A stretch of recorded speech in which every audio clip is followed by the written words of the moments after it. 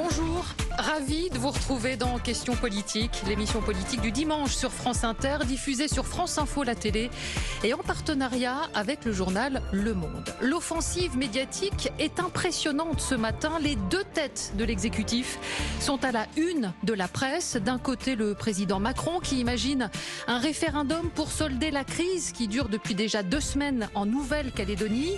Et puis de l'autre, son Premier ministre, Gabriel Attal, qui durcit une nouvelle fois, la 4e depuis 2017, les règles d'indemnisation des chômeurs dans notre pays. Tout cela, pour quel résultat? À 2 semaines des élections européennes, elle reste mal engagée pour la majorité, au point d'ailleurs qu'Emmanuel Macron réclame un débat avec Marine Le Pen. On en parle ce dimanche avec un proche du président, avec un pilier de la majorité, le président du Modem, François Bayrou, commissaire au plan et maire de la ville de Pau. Il est notre invité dans Questions politiques en direct et jusqu'à 13h.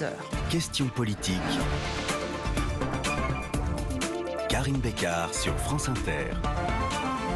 Bonjour François Bayrou. Bonjour. Merci d'avoir accepté notre invitation. Nous serons 3 à vous interviewer comme toujours avec Nathalie Saint-Cric de France Télévisions et Françoise Fressos du journal Le Monde. Bonjour à toutes les deux. Bonjour. Bonjour. On va d'abord s'intéresser à toutes ces images qui ont marqué l'actualité de cette semaine. François Bayrou, je commence évidemment avec vous. Quelle est celle que vous avez repérée, vous en particulier? Votre image de la semaine. J'ai choisi une image symbolique d'un événement qui est en train de se passer sans qu'on en parle trop. C'est l'incroyable triomphe du grand pèlerinage de la flamme olympique au travers des villes françaises. Elle était, cette flamme, à Pau au début de la semaine, lundi. Il y avait 25 000 personnes. On voit qu'il y a du monde effectivement sur votre image. Et 25 000 personnes avec la vasque allumée par un de ces champions paralympiques qui s'appelle Ahmed Andalousi et qui était déjà très proche du podium au dernier jeu. J'espère qu'il y sera au prochain. 25 000 personnes. Et ce qui est intéressant, c'est ce grand concours de monde, cette présentation si chaleureuse. Qu'est-ce que ça veut dire? À mon avis, ça veut dire que, au contraire de ce que nous commentons tous les jours, les uns et les autres, ou faisons naître tous les jours les uns et les autres, il y a dans le peuple français, au moins aujourd'hui, peut-être plus largement, il y a un immense besoin de communion, d'être ensemble autour de valeurs qui dépassent un peu, ou qui dépassent beaucoup les seules valeurs d'intérêt que nous rencontrons tous les jours. Il y a ce besoin de rassemblement, presque de fusion, dans lequel vous, les médias, vous jouez bien sûr un rôle très important, et en même temps un besoin d'idéal. Alors, je vais quand même poser une question moins positive autour de tout ça. Ces Jeux Olympiques, c'est aussi une succession de grèves qu'on a vues un peu partout, SNCF, RATP, ADP, pour réclamer des primes. La facture sociale de ces JO, elle finit pas par être un peu trop élevée? Elle est sûrement élevée. Pardonnez-moi de dire les choses comme ça. Je vais pas me faire des amis en le disant, mais je pense que saisir un événement qui est un événement important pour le pays, pour la nation, pour les Français eux-mêmes et les plus modestes en particulier, qui n'ont pas, eux n'ont pas le Festival de Cannes, n'est-ce pas? Saisir cet événement pour en faire un sujet d'affrontement pour des avantages corporatistes, moi je trouve que ça ne correspond pas à l'idée que nous devrions avoir des principes civiques, de citoyenneté. Ça abîme l'image des syndicats, votre avis? Pardon? Ça abîme l'image des syndicats? Je ne sais pas si ça les abîme, les Français commencent à être habitués, mais en tout cas ça nuit à l'idée qu'on peut se faire des droits, et notamment du droit de grève, lorsqu'il est ainsi, à mon sens, détourné de son principe. N'est-ce pas? Ça s'assimile à un moment de chantage. Et c'est pas chantage, du tout ça. Chantage, c'est fort. Chantage, le mot chantage. Enfin, est-ce qu'il faut encadrer du coup ce droit de grève? Est-ce qu'il faut revenir à ça très rapidement? Il me semble, peut-être on pourra l'éviter, mais il me semble que très souvent, la manière dont ces choses-là sont orchestrées au bénéfice d'une catégorie appelle à une réflexion générale. Oui, je trouve que ça ne va pas. Je trouve que l'idée que parce que j'ai la clé de la vie commune, de la vie partagée des Français, je peux imposer ma volonté à mon seul bénéfice, je trouve qu'il y a là quelque chose qui ne ressemble pas à ce que nous voulons construire ensemble. Et quand on voit le déséquilibre incroyable entre le nombre de Français qui sont déstabilisés et le petit nombre de ceux qui vont recueillir des avantages, oui, je trouve que ça ne va pas. Allez, autre image de la semaine, la vôtre, Nathalie Saint-Cric. C'est une image de Nouvelle-Calédonie.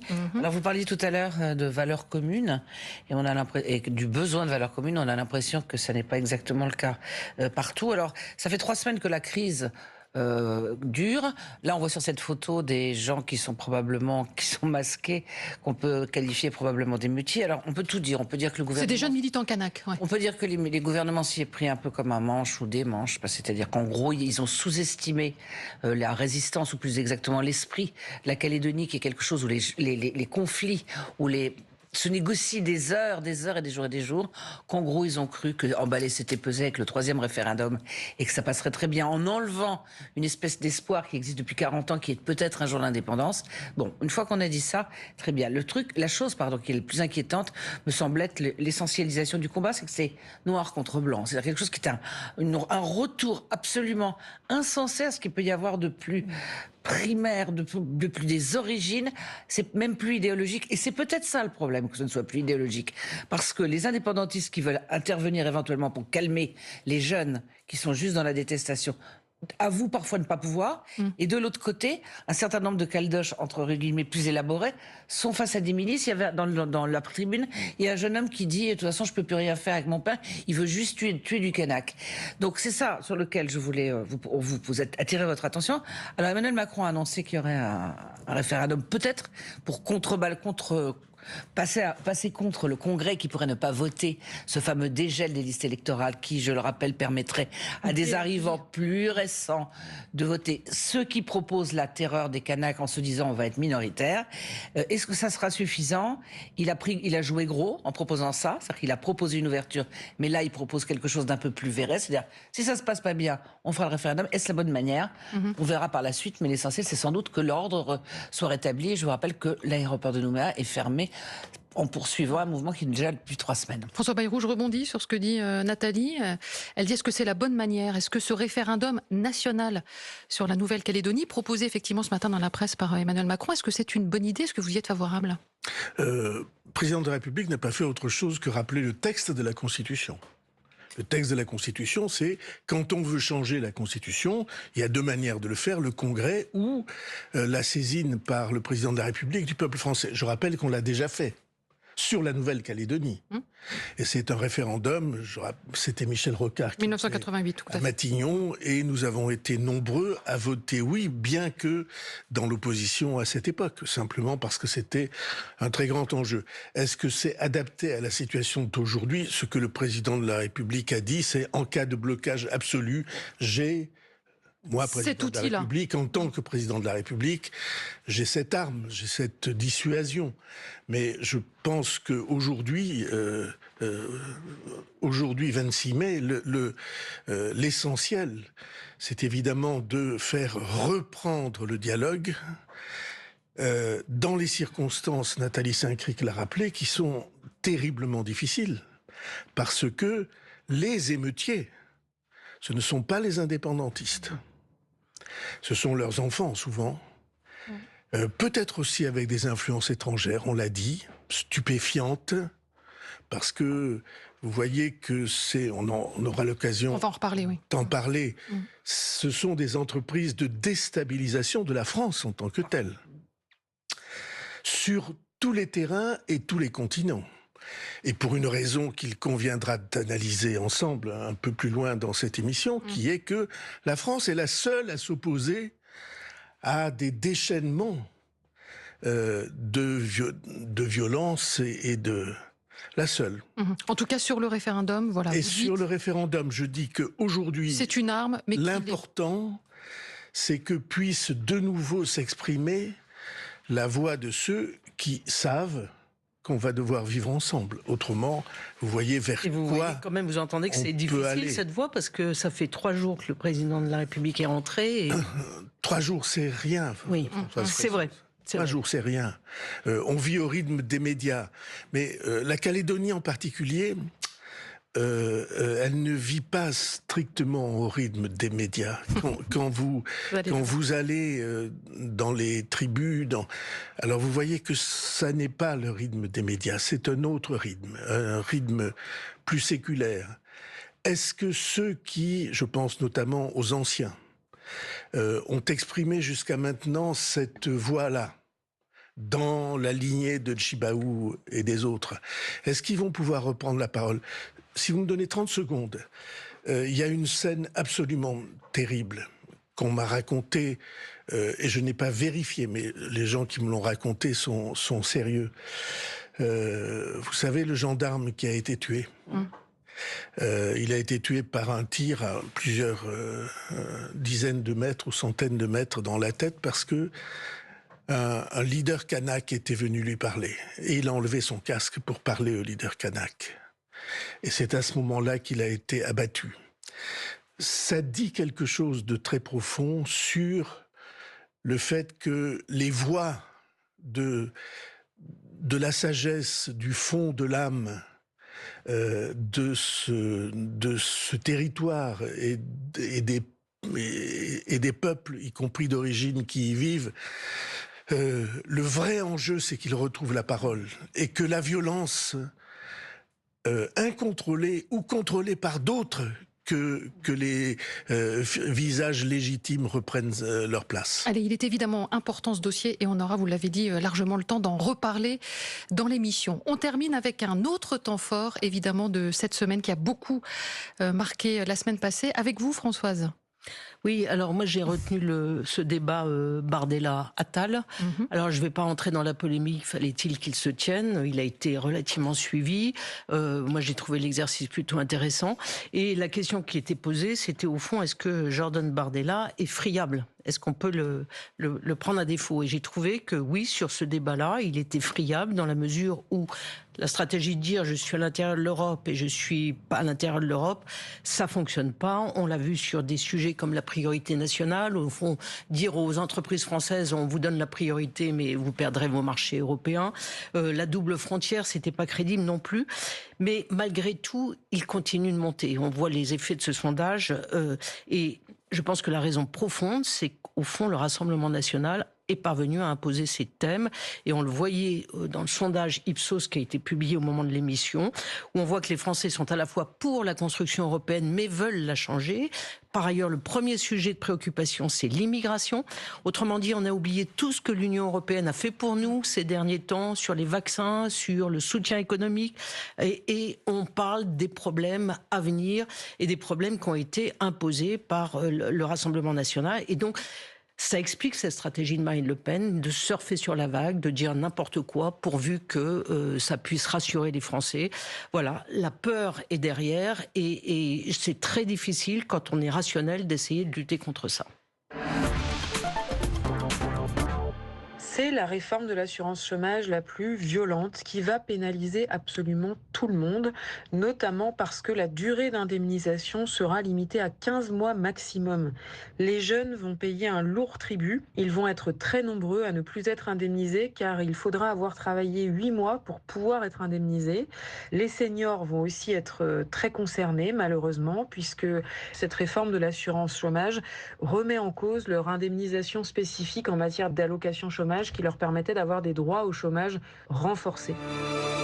Voilà la réaction de la patronne de la CGT, Sophie Binet, ce matin, après les annonces sur l'assurance chômage du Premier ministre Gabriel Attal. Est-ce qu'elle a raison, François Bayrou, Sophie Binet? Est-ce que c'est une réforme extrêmement violente?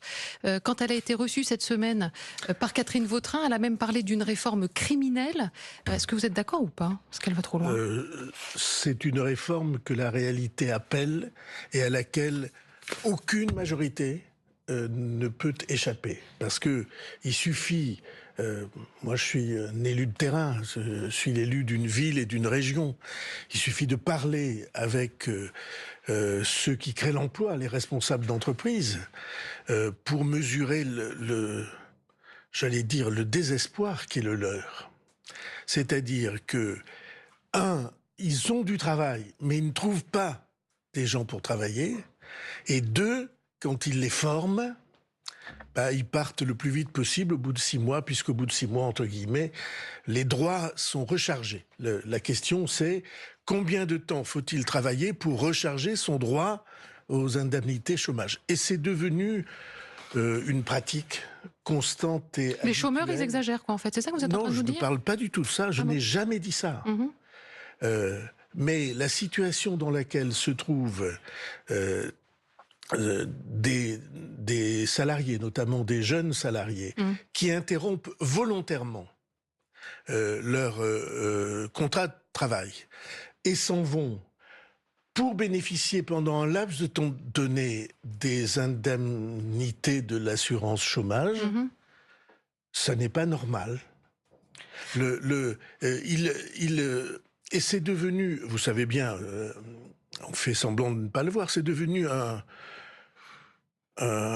choix de vie qui est de travailler par intermittence pour le reste du temps, de faire des choses tout à fait louables et qui est de découvrir le monde, de voyager, et interrompre volontairement alors que le travail existe et qu'on vous propose de rester. Mais vous êtes en train de dire que les jeunes sont des tirs au flanc, finalement? Non, d'abord, vous ne m'avez jamais entendu utiliser un mot qui globalise. J'ai jamais dit les jeunes, c'est vous qui le dites, parce que vous essayez de me pousser. Non, je vous pousse à rien du tout, j'essaie de comprendre. Qui n'est pas la mienne. Je veux dire, mais prenez vos micros, descendez, venez chez nous. Moi, je vais vous présenter toutes les entreprises de BTP. C'est vrai aussi dans d'autres secteurs d'activité, la restauration et d'autres petites et moyennes entreprises. C'est du désespoir que les chefs d'entreprise rencontrent. Et il y a beaucoup de jeunes qui pourraient trouver là une affirmation professionnelle. Alors, se draper dans une toge blanche, de lin blanc, pour dire mais quand même, c'est pas vrai. Ce qui est en cause, c'est et peut-être qu'il faudra que le texte le précise beaucoup mieux. Ce qui est en cause, pour moi, c'est l'interruption volontaire du contrat de travail pour échapper ou pour aller connaître d'autres moments de vie. Donc sur la philosophie de la réforme, vous êtes pour. Par rapport aux partenaires sociaux, à qui le gouvernement avait redonné la main après la dramatique réforme des retraites, essayer de régler les problèmes, et là finalement, il ne tient absolument pas compte des syndicats. Est-ce que c'est un sujet pour vous ou pas ? C'est un sujet parce que je pense que la démocratie sociale est une clé de voûte, une des clés de voûte de la société dans laquelle nous vivons. Alors c'est un sujet, mais vous avez vu que sur les seniors, les organisations syndicales et patronales ont négocié 8 mois sans parvenir à se mettre d'accord. Alors on ne peut pas en même temps constater cet effritement de la démocratie sociale qui est réel. Je ne connais pas, dans mes fonctions de commissaire au plan, je travaille évidemment avec les organisations syndicales, comme c'est pour moi de règles discrètement, simplement pour échanger. Je ne connais pas un responsable syndical qui pense que la démocratie sociale va bien. Alors, il pense, précisons, il pense que la démocratie sociale va assez bien dans l'entreprise. Ce qui est d'ailleurs très encourageant, qu'il y a beaucoup d'accords d'entreprises qui sont pris, mais il pense que... Dans sa relation avec le gouvernement, c'est plus compliqué. C'est pas le gouvernement. Ah. Dans la capacité que les organisations syndicales et patronales devraient avoir de peser sur les grandes décisions, notamment des assurances sociales, chômage, retraite. Vous savez que j'ai défendu l'idée que, comme pour l'Agirc-Arrco, qui est la retraite complémentaire, pourquoi les syndicats ne prendraient pas un jour la responsabilité du système de retraite? Pourquoi? Alors qu'ils ont montré leur capacité et leur responsabilité sur l'Agirc-Arrco. Je pense qu'il faut entrer dans ces questions avec un esprit beaucoup plus novateur que ce que nous avons. Et donc là, on a un problème précis, qu'on ne peut pas dire les syndicats ne sont pas suffisamment consultés, et quand ils le sont, ils ne trouvent aucun accord, et donc on se retourne vers le gouvernement. Nathalie. Est-ce que c'est le bon moment? En clair, on est à 2 semaines des élections européennes. Par ailleurs, la croissance est plutôt en berne que ce qui avait été prévu ou ce qui avait été annoncé. En gros, on avait cru comprendre que l'assurance chômage serait calquée un petit peu sur plus il y a de croissance, plus on serre la vis parce qu'il est plus simple de trouver du travail. Et franchement, vous n'auriez pas pu attendre 15 jours parce que il est possible quand même, vu que vous culminez à des sommets dans les sondages pour les européennes, que ça n'arrange rien. Quand vous dites vous... Non, bah, justement, à vous de me dire si c'est le vous collectif est valide. C'est une formule... Non, mais c'est la majorité, malgré tout. Effectivement, la majorité, lors de la précédente réforme sur l'assurance chômage... Excusez-moi, précisons les choses. Ce sont des orientations du gouvernement. Donc vous n'étiez pas d'accord? Non, c'est pas ce que je dis. D'accord. Je dis simplement que, à la question précise que Nathalie Saint-Cricq pose, est-ce que c'est le bon moment, ce qu'a choisi le gouvernement, c'est de dire c'est jamais le bon moment. Et peut-être est-il important de montrer que on va affronter toutes les questions qui se posent sans se laisser perturber ou dévoyer. Non, pardonnez-moi, le gouvernement n'avait pas dit ça. Le gouvernement avait dit, quand effectivement la conjoncture est favorable, on peut durcir les règles sur l'assurance chômage. En revanche, quand le chômage remonte, on est plutôt dans ce schéma-là. Exactement, c'est d'ailleurs à peu près ce que dit dans un paragraphe le Premier ministre ce matin dans une interview. Dans une interview à la Tribune dimanche, il dit qu'il faudra que ce principe soit respecté, si j'ai bien lu. Commençons par le respecter aujourd'hui, ce qui n'est pas tout à fait le cas. Doit être respecté parce que vous mesurez, pardonnez-moi, vous confondez deux choses. Le problème que j'ai décrit, c'est-à-dire le recours à l'intermittence comme une facilité de vie, faisant prendre en charge par la collectivité ses choix de vie personnels. Ça n'est pas la même chose, par exemple, que pour les seniors. Et je pense que pour les seniors qui, en effet, ont plus de difficultés à certains moments, et c'est pourquoi le Premier ministre annonce ce matin une mesure que je trouve très juste et très intéressante,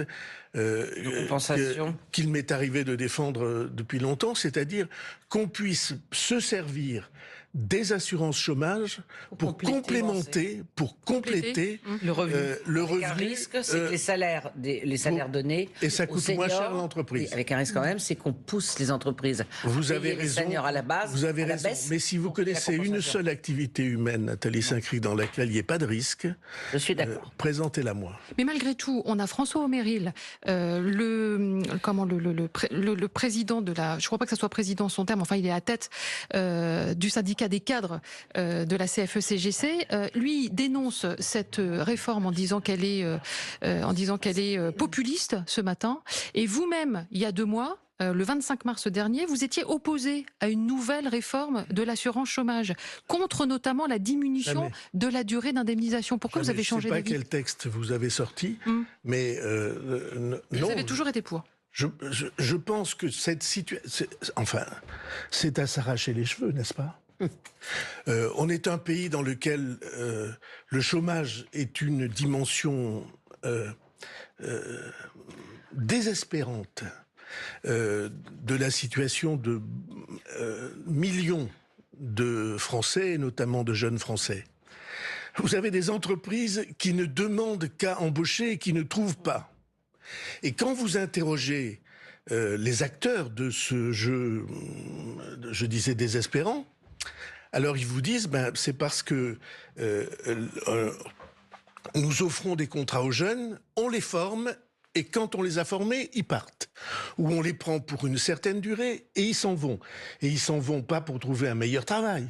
Ils s'en vont parce qu'ils considèrent que le travail, c'est une suggestion, c'est une charge, c'est dur, et que si on peut y échapper pendant une certaine période grâce aux indemnités chômage, alors on le fait. Eh bien, ceci n'est pas normal. On n'est pas indemnisé.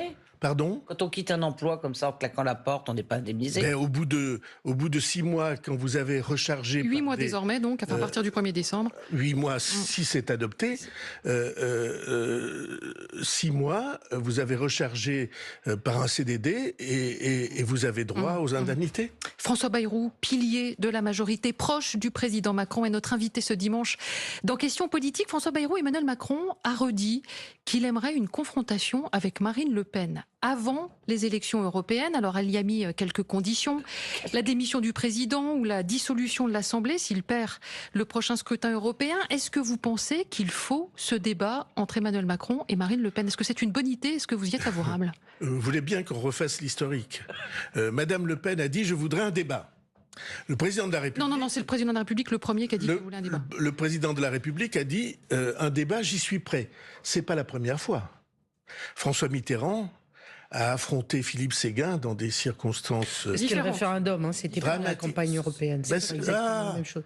Nous allons en parler tout à l'heure, mais je pense que cette campagne européenne est aussi importante qu'un référendum. Pour l'Europe et pour l'équilibre futur de l'Europe, et que c'est probablement une élection sans précédent du point de vue de son importance. Et donc ce serait une bonne idée ou pas? François Mitterrand, visiblement, la proposition est faite et Madame Le Pen ne veut pas que cette confrontation se tienne. C'est pour ça qu'elle dit j'accepte s'il démissionne.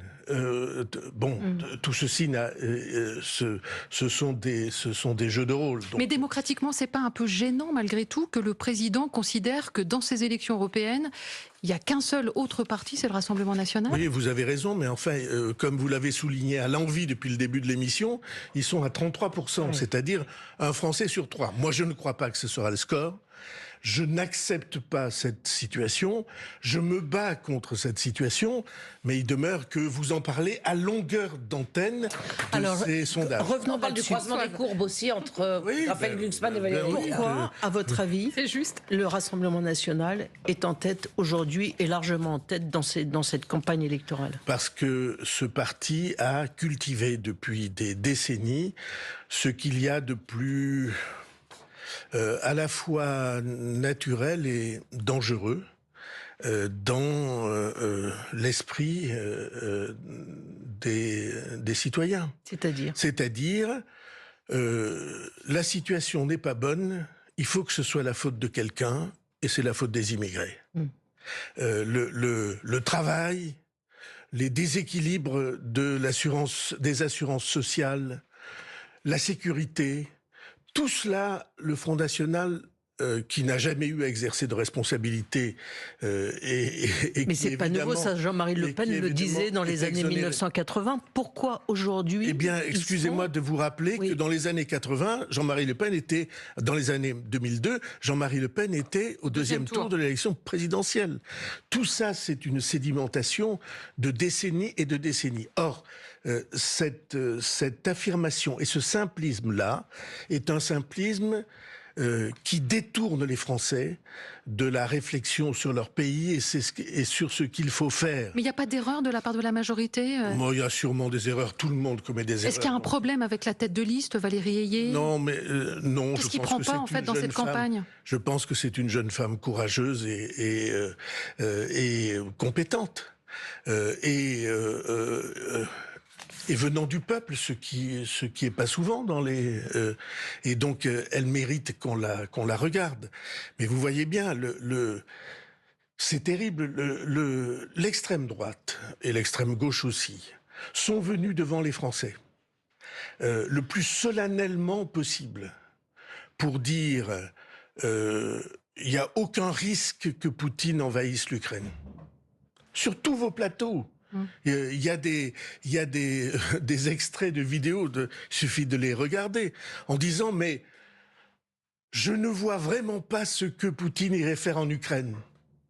Ils ont dit aussi, Marine Le Pen a dit, notre modèle, c'est Trump et Poutine. Ben écoutez, toutes ces affirmations-là doivent être sujets de disqualification. Attendez. Et écoutez-moi, doivent être sujets de disqualification et le seront si nous sommes courageux, si nous sommes engagés... et si nous sommes capables de le faire. Parce que, honnêtement, on peut toujours dire ils mentent tout le temps, on peut toujours les accuser sans interruption, c'est irrationnel. Les gens ont envie de les croire, même s'ils disent des choses. Donc ça veut peut-être dire qu'il faut y aller autrement qu'en étant poli, en disant c'est pas vrai, on exporte plus de bœuf au Canada qu'on en importe, parce que de toute façon, si Jordan Bardella l'autre soir dit non, c'est pas... Je ne me reconnais pas dans le portrait ou dans la caricature que vous faites d'être poli et tout ça. Parlons non mais il faut faire de la politique à un moment donné. Oui. Parlons de l'essentiel. Quel est l'essentiel dans cette élection? Pour moi, c'est extrêmement simple et je m'étonne qu'on ne le voit pas. Le monde a pris, à partir de février 2022, est entré dans une nouvelle époque. Cette époque, c'est celle du déchaînement de la violence pour de nouveaux impérialismes, comme on dit, pour dominer le monde, pour dominer les autres. Ça a commencé avec Poutine, on a ensuite eu le drame du Haut-Karabakh avec les Arméniens qui ont été obligés de partir. Personne n'a rien dit. Et si vous élargissez ça, alors vous regardez l'Iran et la stratégie de l'Iran qui fournit des drones à Moscou pour taper sur l'Ukraine et qui en même temps a déchaîné à partir du 7 octobre le drame, a déclenché le drame épouvantable d'Israël et de Gaza, tout ça est une volonté pour empêcher la paix de survenir. Et puis, la Chine, vous avez vu les manœuvres, là, cette semaine, autour de Taïwan, du déploiement de toute la marine chinoise pour montrer sa volonté de... Et donc et les États-Unis, qui naturellement ne sont pas du ce bord de la violence militaire, mais qui ont une stratégie... on peut le comprendre, qui est une stratégie de maîtrise de tous les contenus et de tous les réseaux, notamment iCloud, pour maîtriser cette part essentielle du développement de la planète. Qu'est-ce qui, en face de ces déchaînements-là, je viens de décrire les 5 ou 6 principaux, qu'est-ce qui peut résister? Une seule réponse, une Union européenne qui croient en elles-mêmes et qui prennent les décisions qu'il faut, dépassant les intérêts des uns et des autres. Mais parfois, Renaissance... Attendez. Oui. Et qui dans l'Union européenne propose cette voie-là? Il n'y a qu'un pays, c'est la France. Et c'est le président de la République française. Et donc, le but de toutes ces puissances, ouvertement ou souterrainement, le but c'est d'affaiblir les autorités françaises. Mais vous n'êtes pas toujours très clair, parce que là, Renaissance et donc Renew, pardonnez-moi, je vous coupe, mais vous avez parlé très longtemps. Mais oui, c'est même pour ça que vous m'avez... Mais vous avez d'encombrants alliés libéraux, par exemple, aux Pays-Bas, qui viennent de s'allier avec l'extrême droite. On n'entend pas Renew, on n'entend pas Renaissance sur ça. C'est parce que vous ne m'avez pas écouté, vos notes n'ont pas été bien faites, parce que j'ai dit, moi... qui suis président du Parti démocrate européen. Il faut se dépêcher de les exclure ou pas? Président et fondateur du Parti démocrate européen, c'est-à-dire un des 2 fondateurs du groupe que vous évoquez, j'ai dit que nous ne l'accepterions pas. Non mais l'accepter, ça veut dire quoi? Ça veut dire donc exclure définitivement? C'est-à-dire que les groupes vont se constituer. Ben oui. Pour la donc vous prochaine refuserez? assemblée. Et je vous dis que moi, en tout état de cause, je n'accepterai pas, même si elle est marginale. Oui. Et même très marginale. Je n'accepterai pas cette compromission pour des raisons qui tiennent au fond. Mais vous voyez bien ce que, pardon d'avoir été un peu long, pour énumérer les drames dans lesquels la planète a basculé à partir de 2022. Seule force de résistance, l'Union européenne. Et dans l'Union européenne, seule force de proposition de résistance, la France. Et donc, c'est un enjeu majeur. Pourquoi les gens ne le comprennent pas? C'était ça ma question, c'était pas de dire qu'on n'était pas d'accord, c'était de dire qu'on a l'impression que les gens sont imperméables et qu'il faut peut-être faire campagne différemment. Ceci arrive dans l'histoire.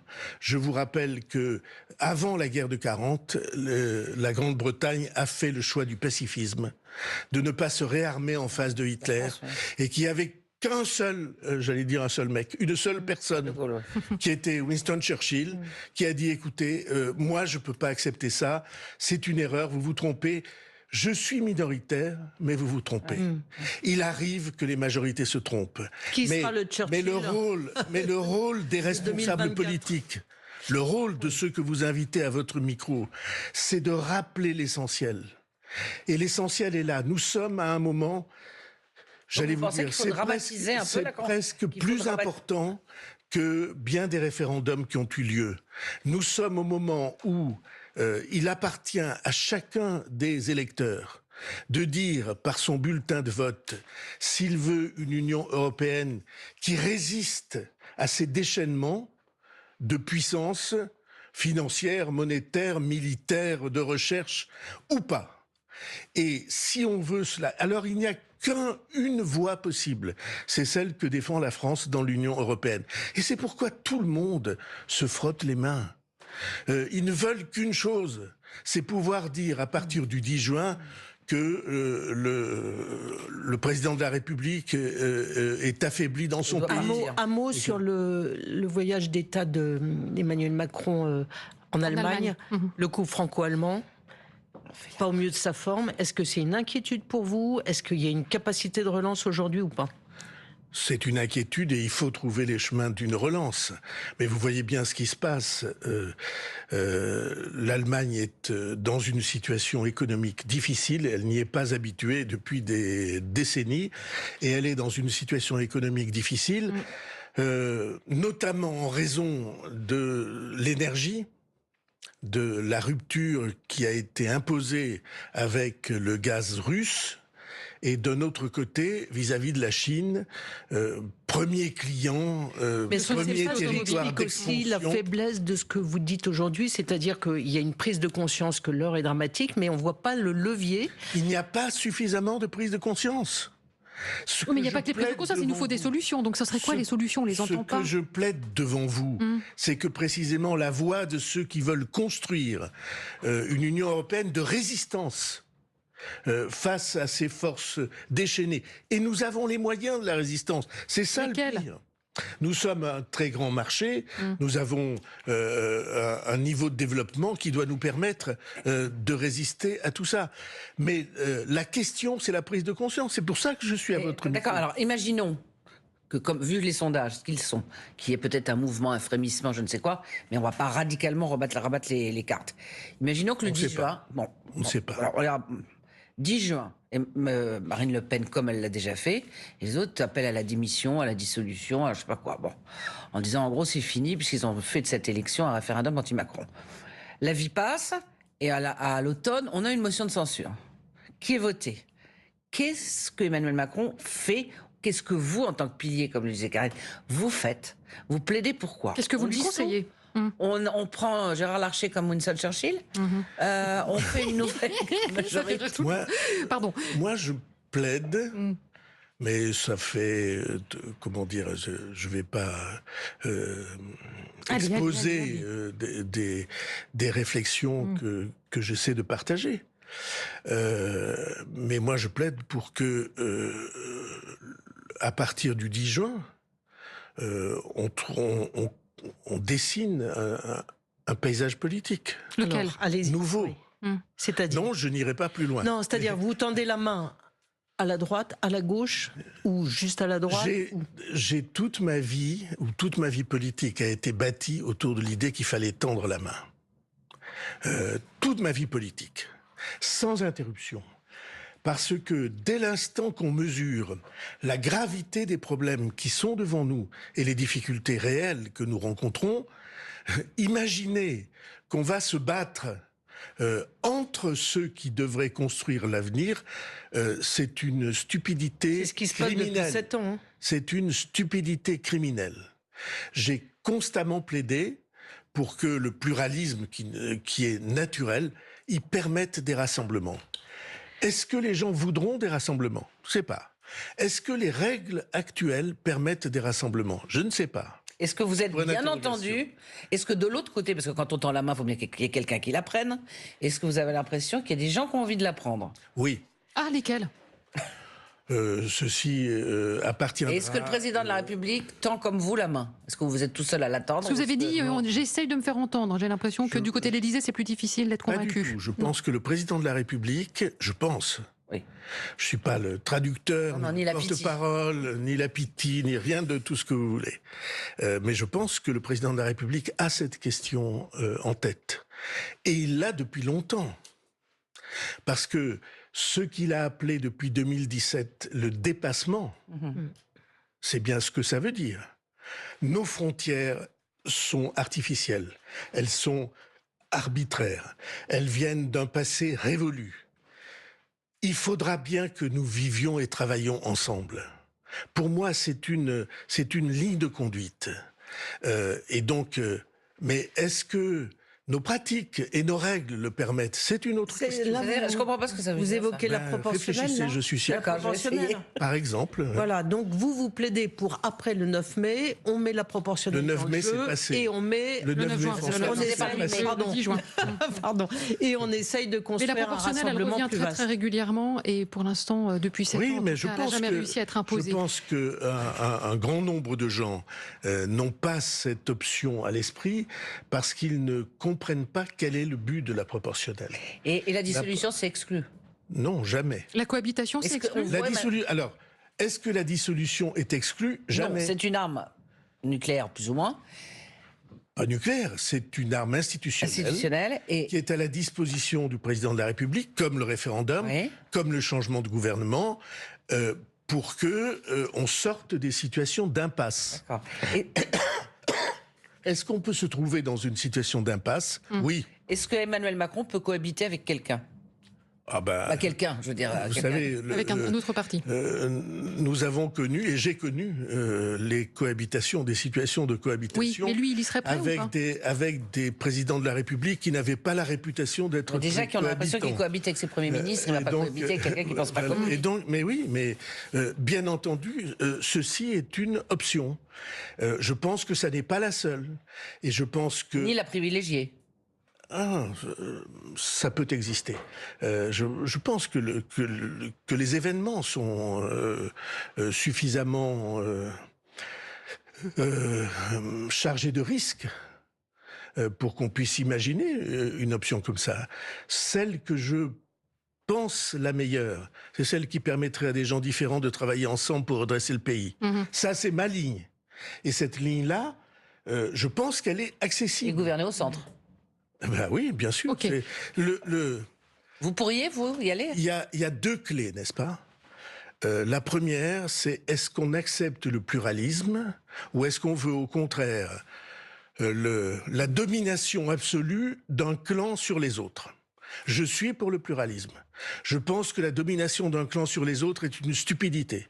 Et je pense que la France en a terriblement Et vous souffert. pourriez incarner ça à Matignon? Et donc, premièrement. Et deuxièmement, est-ce qu'on trouve les règles et les pratiques pour pouvoir travailler ensemble? Si vous parlez aux parlementaires, en dehors de l'hémicycle, dans lequel ils cherchent uniquement à manifester des postures et de l'agressivité et des cris, si vous leur parlez, ils disent « Mais bien sûr, François, tu as raison, il faudra bien qu'on le fasse ensemble. » Simplement, ils cherchent à le faire sans perdre la face. Ils cherchent à le faire en marquant, en trouvant des avantages. Or, ça n'est pas comme ça qu'il faut faire. Il ne faut pas poser comme principe ou comme première condition le fait que ça représente un avantage pour vous. Il faut que nous posions comme principe et comme première condition que ça représente un avantage pour le pays en situation critique dont nous avons la charge.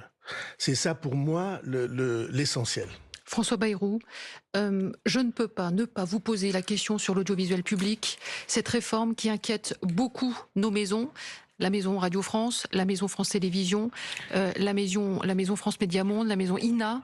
Est-ce que vous êtes favorable à la réforme qui est présentée par Rachida Dati ou est-ce qu'elle est, à votre avis, précipitée aujourd'hui? Non, mais précipitée, il ne faut pas qu'elle soit précipitée. Il faut que nous réfléchissions ensemble.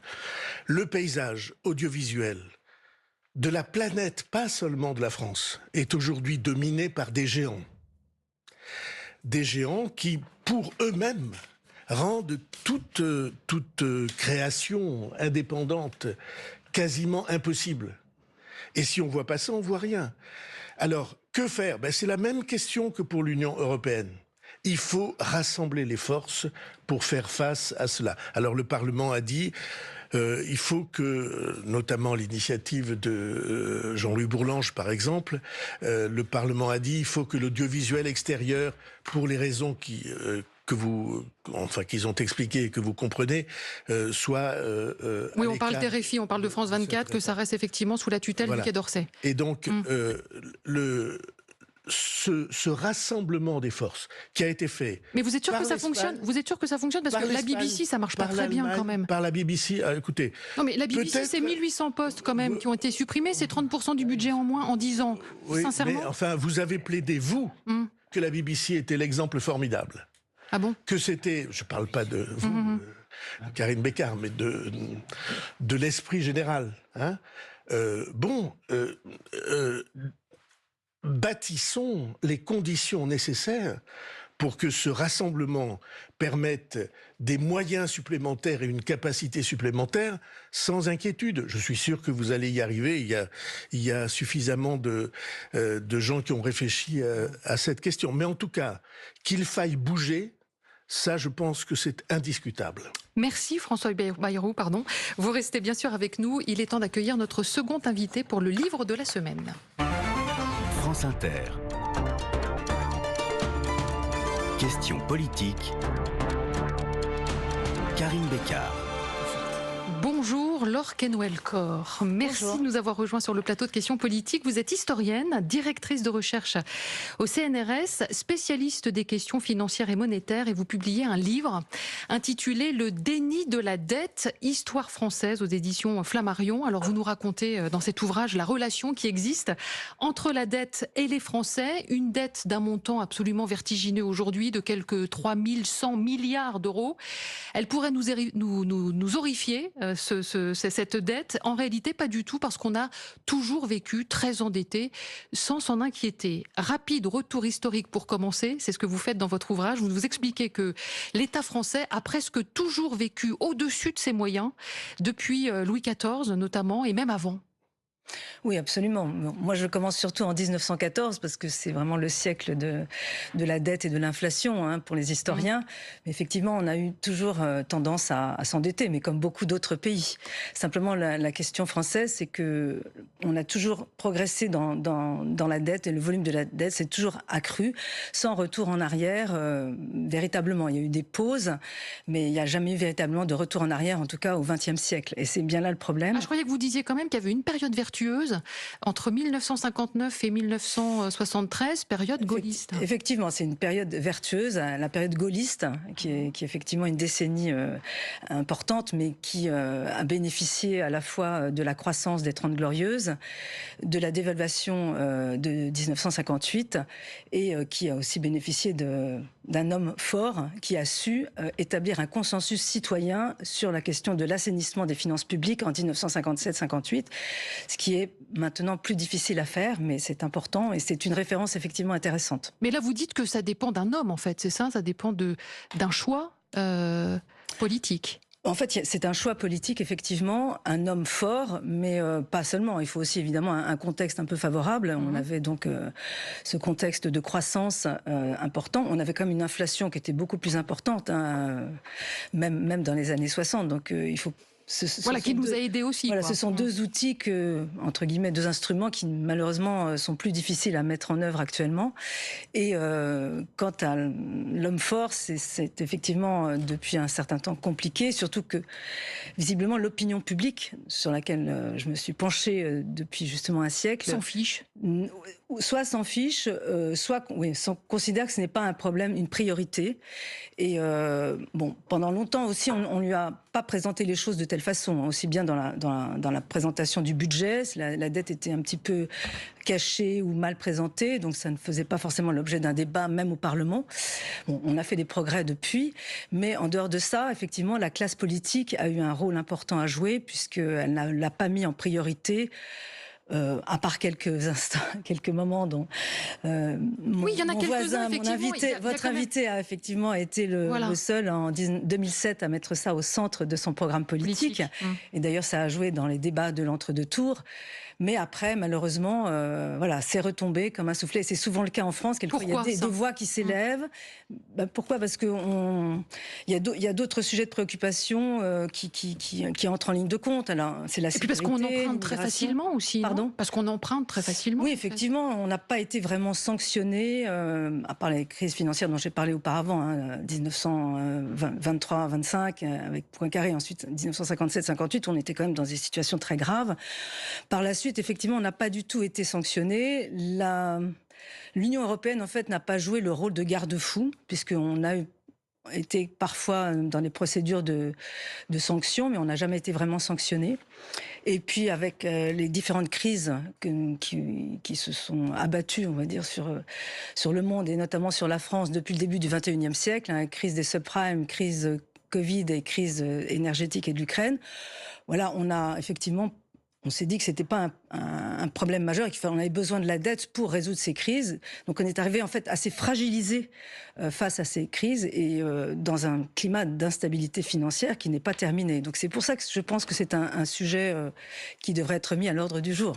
Alors François Bayrou, rapidement parce qu'on arrive au terme de cette émission, est-ce qu'effectivement vous êtes d'accord avec cette idée ? Je reprends le titre de votre ouvrage qui est très particulier, le déni de la dette, et j'ai envie de vous dire, est-ce que le président Macron vit un petit peu dans le déni de la dette ? Comme vous venez de le rappeler, il y a un homme politique en France, pardon de cette exception, qui a mis ce sujet au centre, y compris d'une campagne présidentielle, et je suis le seul à l'avoir fait. François Fillon avait dit « Je suis à la tête d'un État en faillite ». Il était conscient de beaucoup de choses aussi. Oui, mais comme il était au pouvoir, c'est un peu avec des points d'interrogation que cette affirmation est reprise. Où est le problème ? J'en suis arrivé à l'idée que le problème, ça n'est pas tant la dette que l'usage de la dette. Les Français pensent que la dette, ça sert à arranger les fins de mois. En réalité, il y a un bon usage de la dette qui n'a pas été fait. Le bon usage de la dette, c'est l'investissement. Vous construisez l'avenir, vous construisez des hôpitaux, vous construisez des équipements publics, vous vous battez contre le réchauffement climatique. Oui, et peut-être vous faites de l'éducation la priorité. Il y a un usage de la dette, ce qui est anormal, scandaleux. Et il est anormal que les dirigeants ne l'aient pas expliqué, c'est de se servir de la dette pour combler les trous à la fin du mois.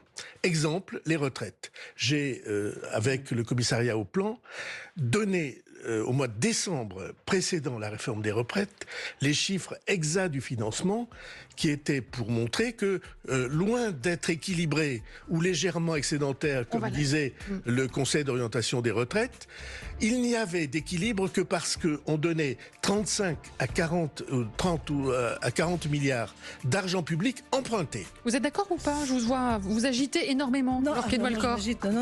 Alors... Je suis d'accord sur l'usage de la dette, effectivement, qui a été dévoyé. Au départ, la bonne dette, ce qu'on appelait sans porter de jugement de valeur, la dette était destinée à financer des dépenses extraordinaires ou des dépenses d'investissement et d'infrastructure, ce qui a été le cas notamment après la Seconde Guerre mondiale. Mais c'est vrai que maintenant, l'instrument a été complètement dévoyé et c'est devenu une alimentation automatique de l'État. Et c'est là le problème, c'est que du coup, on s'est habitué à ce financement qui est apparemment indolore, mais en fait qui est grave parce qu'on ne peut plus justement faire face aux grands enjeux actuels. Grandes obligations. Voilà. Le déni de la dette, une histoire française chez Flammarion. Merci Laure Quénoël-Cor, merci à vous aussi François Bayrou. Merci. Belle fin de week-end à tous, à toutes et à tous, et je vous dis bien sûr à la semaine prochaine.